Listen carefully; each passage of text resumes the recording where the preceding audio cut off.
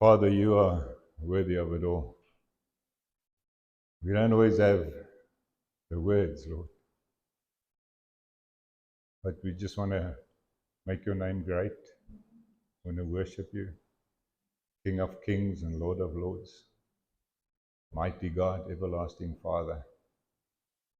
Amazing to be in your presence together, knowing that you're here. Amazing to have your Holy Spirit with us, in us, indwelling us. Amazing, Lord, to have your word that changes us. That's our prayer today again, Lord, that you would change us. Not just to become better, but to become more like you. I just thank you for that in Jesus' name. Amen.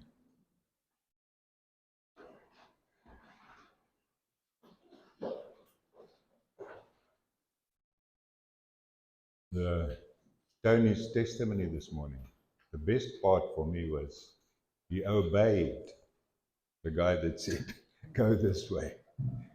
Because many times we do get direction through the Word of God and we don't obey. We would have lost Tony. Maybe we would have been by Mslanga somewhere now if there wasn't a guy to show him the way. But just the fact that when we do get the direction from God's Word or from someone that God speaks through, that we obey. So I put out this ad last night, I think it was, and I was wondering if somebody was going to phone me and tell me that my picture was upside down. It wasn't upside down, because I didn't want it to say, practice what you preach. I wanted to say, preach what you practice. That's where we should be. You should be able to say, do what I do. Because it's no good preaching and then going to try and practice what you've preached. It should be the other way around. I'm going to carry on with the book of James. Like I said last week, the book of James is one of the most practical books in the Bible. So there's a lot of direction in there. It says, this is the way. Turn here, go there. James doesn't waste any time with theory. He gets right to the heart of Christian living. And that's what we must concentrate on. We must know that. We must understand that. And he shows us what it means to have genuine faith. Genuine faith changes things. Many people say they are people of faith, but their lives just don't show it. You don't see it in the way they walk. You don't see it in the way they talk. You don't see it in the way they love. You just don't see it. James makes it clear that faith is not just something we say or that you believe in your head, because I've decided to have faith long ago, so I can have it in my head. But if I don't live it, speak it, love it, act, obey God's word, then it's basically useless. It won't help me to have that faith. Francis Chan used this analogy, and somebody used it at the Equip as well. He said if he told his daughter to go and clean her room, she won't come back an hour later and say, Dad, I memorized what you told me to do. He said, go and clean your room. Rach, go clean your room. I can even say it in Greek. He says, and I'm going to he says, and she will say to him, I'm going to bring some friends over on Thursday and we're going to discuss what it would look like if I clean my room. He says, no, she won't do that. She knows better. She just get up and go and clean her room. And many times that's what we do with God's word. We read it, we study it, we look up the Greek. I'm also guilty. I also go and look at the Greek and try and find a deeper meaning. But do I get up and clean my room? That's the question. That's what we want to talk about. I transported some preschool children to the beach the other day. And I told Deirdre, and she says, well, there's a message in there. Now, the Zulu kids always play with their hair on my arms, the little ones. When I sit with them, they come and they're always busy with these. I think it's strange to them, especially when you go on an outreach as well. When I have the kids around me, they're always busy with their hair on my arms. And the reason why I'm telling you, the one said to me while pulling there, she says, how do you get that right? How do you do that? I said, I don't get it right. That's just who I am. I was made like this. If I shaved it off, it will just grow back again. Our obedience to God's word should become just who we are. Not something that we put on, not something that we get right, something that comes out of us naturally. Not just a lifestyle I'm trying to maintain, but actually who I am. It should flow out of me naturally. I thought of the hair on my arms is just proof that I'm a sheep and I need a shepherd. My dad passed away 12 years ago. Now, I'm not into forefathers, but lately I see him often. Every time I glance in the mirror, I see my dad. It gets quite scary. But there's nothing I can do about it. That's just who I am. He's my dad, and this is who I am. And when people look at us, they should just see Jesus. But there mustn't be something that you try or have to wear it on your shirt like I sometimes do. They should just see that this is who you are. And they see it especially with our obedience. If people are obedient to the word, you can't miss it. And I looked at 6, I don't want to call them points or maybe portions in James 1, from James 1 verse 19 to the end of chapter 2. Just want to run through that quickly. And the first one is, as people of real faith, we should listen and obey. Like Tony did. This is the way, go that way. I want to read verse 19 to 22 of James 1. Understand this, my dear brothers and sisters. You must all be quick to listen, slow to speak, and slow to get angry. Just like definite instructions. Human anger does not produce the righteousness God desires. So get rid of the filth and evil in your lives, and humbly accept the word God has planted in your hearts, for it is the power that saves your souls. But don't just listen to God's word. Get up and clean your room. You must do what it says. Otherwise, you're just fooling yourselves. It's always strange to me that we can fool ourselves, but we can. You can tell a lie so often that you start believing it yourself. That happens. You can fool yourself. James begins with this practical do and don't list. Be quick to listen, slow to speak, slow to get angry. Listen carefully, think before you speak. If I had to expand on it a bit, control your anger. Something many of us struggle with is listening. We think we know what someone's going to say. And I love my wife, but she's sometimes guilty of that. You start saying something and she finishes the sentence in her head and she asks the next question. And that's not actually where I was going. And we think we know, we assume that we know what we're going to say, and we just interrupt the person. And we do that with God, with His Word. Sometimes you'll find people just take this half a verse and change it and tune it till it fits into their box. This is not listening properly. The problem is we can hear without listening. God said in Ezekiel 14, I think it was 1, He says, these elders comes to me with idols in their hearts. Why should I listen to their requests? And there isn't a prayer that God does not hear, but there are prayers that He doesn't listen to. And we do that sometimes. We would hear without listening. So we have this half a verse. I don't want the context. I don't want to know where it comes from. This part I love and it fits into my box and I want this. And then He said we must be slow to speak. Now a quick tongue is when we speak without thinking. Words can't be undone. You can do what you like. You can say you're sorry. You can do what you like. The words, you can never get them all back in. My dad used the analogy. He says if you take a pillow full of feathers and you shake it out in the wind and change your mind, try and collect it. You can never get all the feathers back. You'll get some back, but they're everywhere. Your words cannot be undone. I think what James is saying is think twice and speak once. Then he says we must be slow to get angry. Now the Greek phrase here, I said I sometimes go to the Greek. I'm not going to try to pronounce it, but it means literally the anger of man. Well, what does that mean? We are created in the image of God. So anger, God put it in us. There were times when God got angry.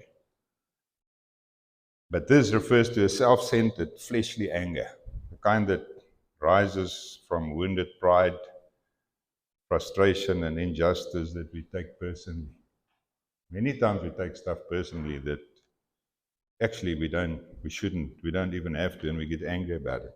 But we must not confuse this anger with righteous anger, which is the anger directed at sin and injustice. There can be an anger for that in alignment with God's heart. Like Jesus, when he cleansed the temple in John 2, verse 13 to 17, it says this.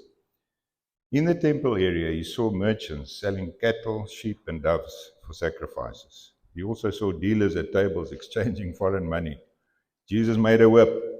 Some would say he would never use any force, I won't make a whip if I'm not going to use it. He made a whip. When he turned those tables upside down, it must have been scary. Jesus made a whip from some rope and chased them out of the temple. If they were quick enough, maybe he didn't hit them, but I think if they were slow, they would have had it. He drove out the sheep and cattle, scattered the money changers, coins over the floor, and turned over their tables. Now that takes some anger.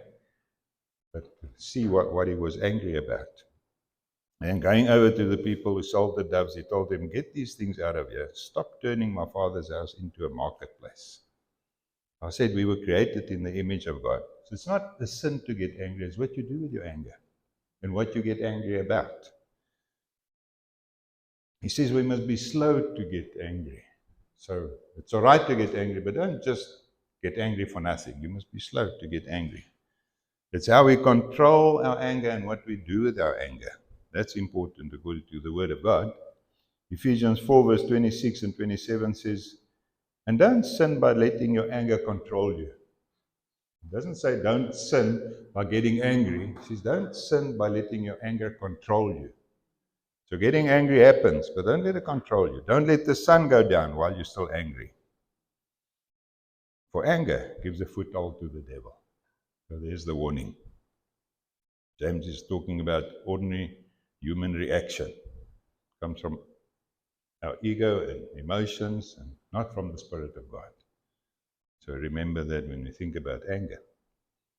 And then in verse 22, knowing that there's a lot more to say, he throws this in that I shared in the beginning.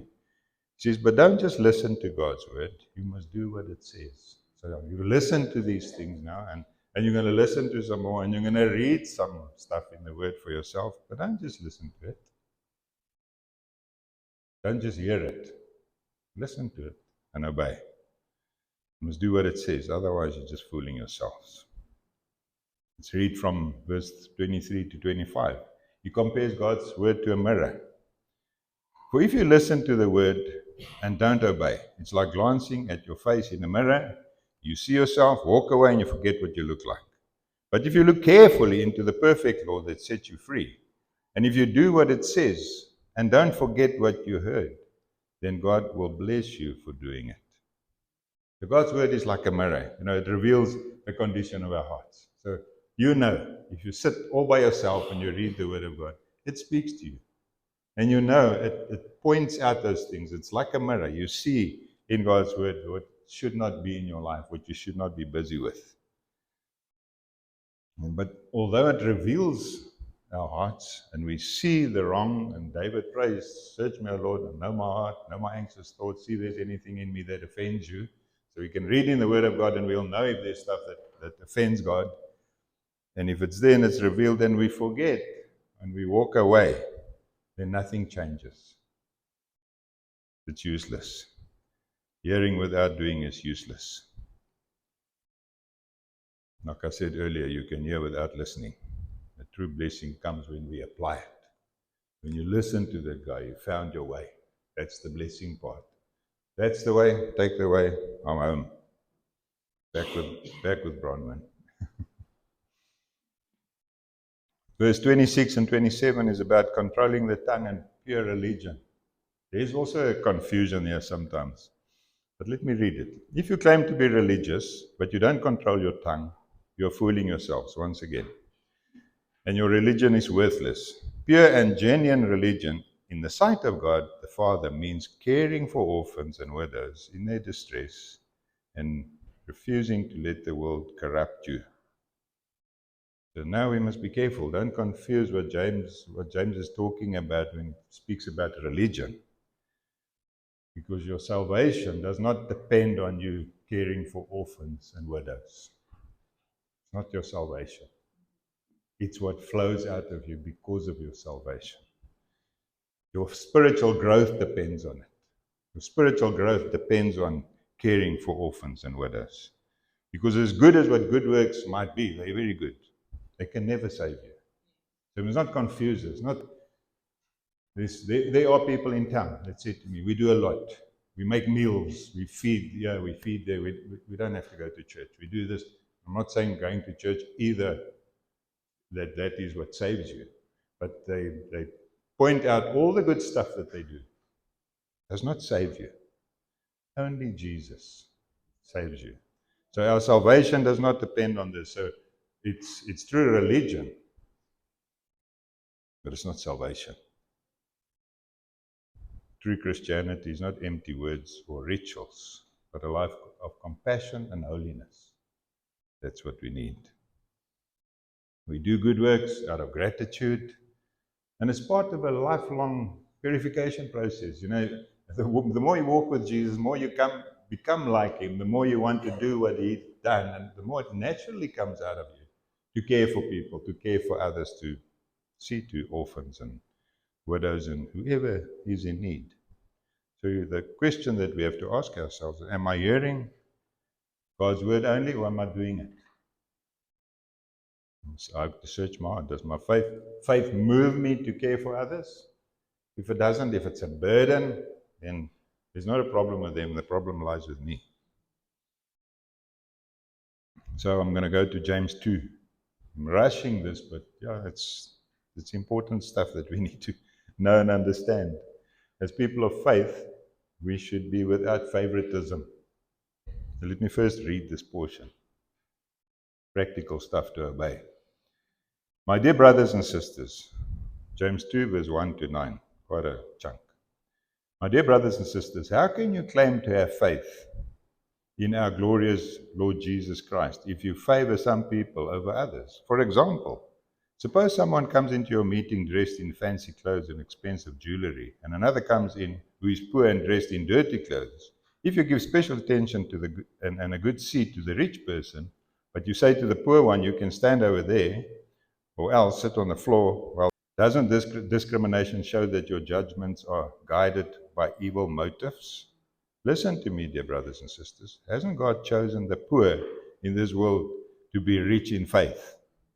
Aren't they the ones who will inherit the kingdom He promised to those who love Him?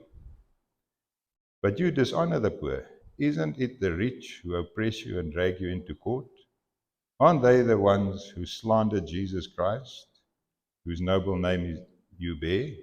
Yes, indeed, it is good when you obey the royal law as found in the scriptures. Love your neighbor as yourself. But if you favor some people over others, you're committing sin. You're guilty of breaking God's law. So I use this practical example, and I thought, never mind coming into the church or into your meeting, coming into your home, coming anywhere, coming to your car, wherever. If you get into contact with people and you favor some people over other people because of their condition, because of their background, because of their color, you have a problem. You're committing sin, the Word of God says. You're guilty of breaking God's law. If we give honor to the rich man and look down on the poor man, James says our judgments are guided by evil motives. And we're guilty of breaking God's law. But why is this so serious? Because favoritism contradicts the very heart of God. And I wrote here and I changed it. I wrote 100% of us, and then I changed it to 95%. 95% of us are guilty. I don't want to say 100% because then some might get angry, and I don't want angry people. but my opinion, all of us are guilty when it comes to favoritism. It's something we must look at in our lives. And if you're not, God bless you, that's amazing. God does not judge by outward appearance. It's a human thing. We're very much hooked on first impressions. I had a business, and people will come for an interview to work for me. And even if I didn't want it, it would have been better if I blindfolded myself, because when I see the person, I already judge the person. When I see them, they already look the part or they don't look the part. When I started leading the church, I had a long ponytail, and one of the leaders said, he doesn't look the part. He doesn't look like a pastor. So I said in the meeting, if you can tell me what a pastor must look like, I'll try hard. But so we look at somebody and we immediately judge. When I had my factory, if a guy came in, a Zulu guy that came and he was too small, then I think, how's he going to carry what I want him to carry? Immediately I just start seeing negative stuff. Be careful of that. The next 3 verses speaks for itself with a mercy warning. But let me read it. Verse 10 to 13 of James 2. For the person who keeps all the laws except one is as guilty as a person who has broken all God's laws. For the same God who said you must not commit adultery also said you must not murder. So if you murder someone but you do not commit adultery, you have still broken the law. So whatever you say or whatever you do, remember that you will be judged by the law that set you free. There will be no mercy for those who have not shown mercy to others. His mercies are new every morning. I love that we sing a song like that. It's so great to know His mercies. Are they mine? Oh yeah, they are, if I'm merciful to other people. That's what the word says. It says, there will be no mercy for those who have not shown mercy to others. But if you have been merciful, God will be merciful when He judges you. This is what God's word says. Harsh. So I say James is a very practical book. God has shown us mercy through Christ. We must show the same mercy to others in our workplace, in our family, in the church, in the street. Never mind where I am, what their status is, what their background is. Mercy. Jesus' mercy is for everyone. And He wants us to show that same kind of mercy to everyone. Next one is the last one I want to just expand on. As people of genuine faith, our faith becomes evident in our works. Okay, so works, you know what Paul says about works is like dirty rags, but our faith becomes evident in our works. I want to just summarize the last 10 verses of James 2. It's about faith in action. Just read here and there, from verse 14 to 26. 12 verses. What good is it, dear brothers and sisters, if you say you have faith, but you don't show it by your actions? Can that kind of faith save anyone? Suppose you see a brother or a sister who has no food, no clothing, and you say, goodbye, have a good day, stay warm and eat well. But then you don't give that person any food or clothing. What good does that do? So you see, faith by itself is nothing. Isn't it enough? Nothing, that was me, my own interpretation. Faith by itself isn't enough unless it produces good deeds. It's dead and useless. That's why I said nothing. Faith by itself isn't enough. It doesn't help us to come here every Sunday because I'm a believer if my life does not reflect that. If I don't live my faith, it means nothing. And he says, how can you show me your faith if you don't have good deeds? I will show you my faith by my good deeds. You say you have faith, for you believe that there's one God. Good for you. Even the demons believe this, and they tremble in terror. How foolish. Can't you see that faith without good deeds is useless? Sometimes we get irritated when we need to do good deeds. Well, maybe I'm just speaking for myself, but I do. And then the Holy Spirit reminds me it's a lifelong process. Then he uses Abraham as an example. He says his actions made his faith complete. What Abraham did, his actions made his faith complete. And he uses Rahab, the prostitute, as another example. He says she was shown to be right with God by her actions when she hid those messengers and sent them safely away by a different road. Just as the body is dead without breath, so also faith is dead without good works. He's hammering on this, that faith actually becomes a useless thing if I don't live according to it. The good works, we can expand on good works of many things. But if my faith is just for myself, then it's useless. Then one of the most important questions asked in the New Testament: what good is it, dear brothers and sisters, if you say you have faith, but you don't show it by your actions? The question we must ask ourselves: what good is it that I say I have faith? What good is it that I go around telling people I'm a Christian? Telling people I go to Anchor Church or this church or that church. I'm a Catholic. Some people are proud of the church they go to.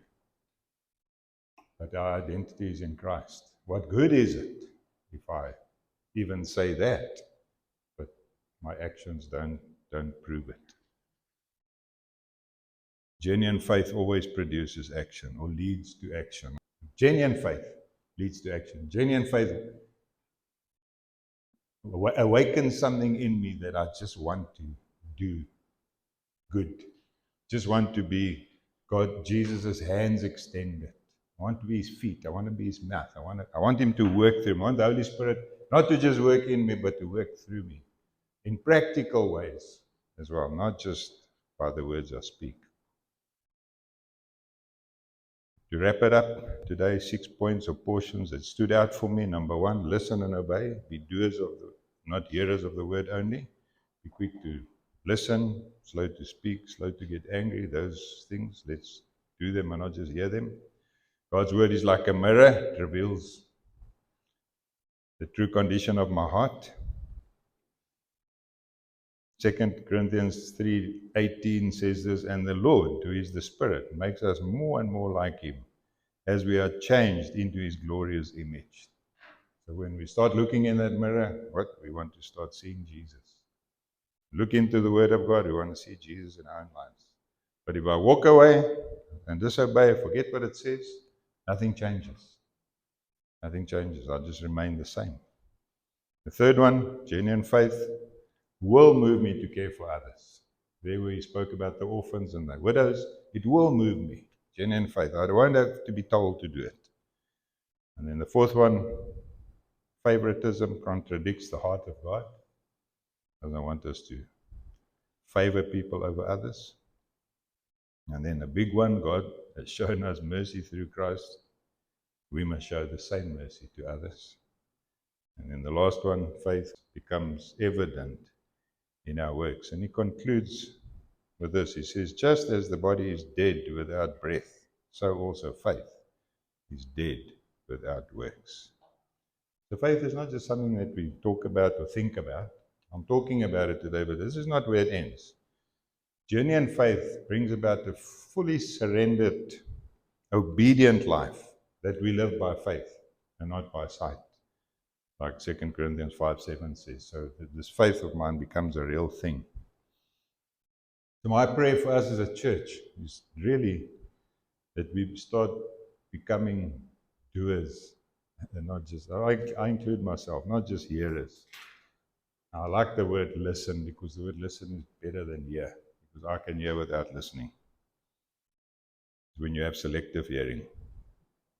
So for us as a church to become doers, to the point that we can preach what we practice, and we don't have to try and practice what we preach.